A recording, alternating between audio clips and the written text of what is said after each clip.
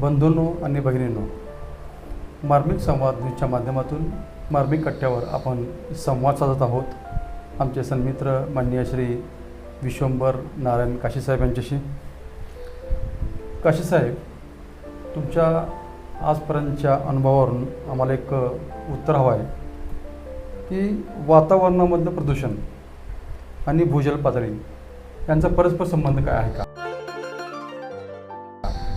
आहे ना, यांचा तर खूप मोठा संबंध आहे की आता आपलं जे केंद्रीय जल आयोग आहे, केंद्रीय जल आयोगाची जी तपासणी केली अहवालानुसार देशभरात 15,640 अप्रतिबंधित विहिरी निवडल्या, बोर आणि विहिरी बिन.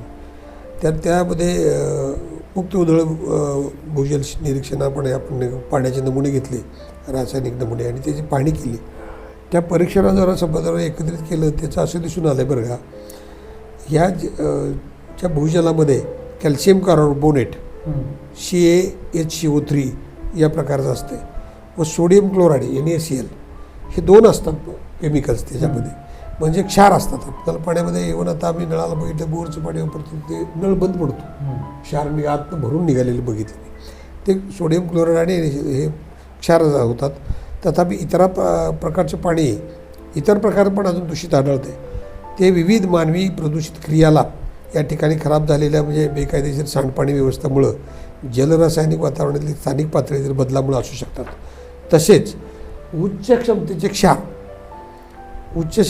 म्हणजे क्लोराईड, फ्लोराईड, लोह, आर्सेनिक आणि नायट्रेट्स हे सांद्रतेसह असणारे हे जे इतके पाण्याला, हे पाणी प्यायला उपयोगी नाहीत. हे जर मिसळले पाण्यात तर ते पाणी तुम्हाला पिण्यासारखं राहत नाही, प्रकारात मोडत नाही.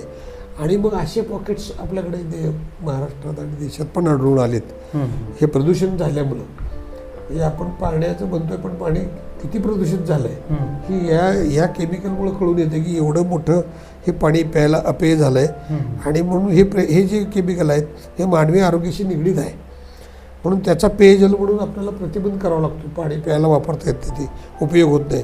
कारण या सर्व ठिकाणी औद्योगिक, नागरी, शेती प्रदूषण, या शेतीला सुद्धा आपण जी केमिकल वापरतो, भरमसाठ रासायनिक खतं वापरली जातात, युरिया असेल, DAP असेल, ही खतं शेतकरी जास्त उत्पन्न घेणे, त्याचा पण त्या पाणी प्रदूषणाला फार मोठा तोटा होतो आहे. आणि मग हे पाणी सर्वसामान्य वापरासाठी, पिण्यासाठी उपयोग पडत नाही. विहिरी, तलावचे पाणी, हे इतर ठिकाणी जे आपण सर्वसाधारण विहिरी बघितले ती अक्षारीय पाणी असते किंवा मिश्र स्वरूपाचं असतं, आपण ते पाणी वापरतो. मग इतर ठिकाणी पाणी जे मान असेल किंवा गाळ असेल, जिथे क्षारयुक्त पाणी येते ते वापरता येत नाही आपल्याला.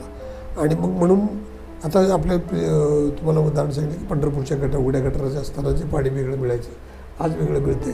भुयारी गटार झालं तर मग ते पाणी चांगलं मिळतं बोरचं. तसं जमिनीतल्या प्रकारात बी काही मानकाट वगैरे माती लागली तिथे क्षारीय पाणी मिळतं. पण हे क्षारीय पाणी जे प्रदूषणाचं हे आपल्याला कमी करता आलं तरच वापरायोग्य राहील, नाही तर पुढच्या काळात ते फार मोठी अवघड परिस्थिती आणि एवढी केमिकल त्यात ॲड होत आहेत. म्हणजे पाण्यामधलं प्रदूषण कमी केलं पाहिजे, वातावरणामधलं प्रदूषण कमी केलं पाहिजे, तरच आपल्याला चांगलं पाणी उपयोगी पडेल आणि भूजल पातळी सुद्धा वाढेल. भूजल पुनर्भरण झालं तरी हे क्षार कमी होतात आणि म्हणून पेण्याला पाणी ते योग्य राहतं.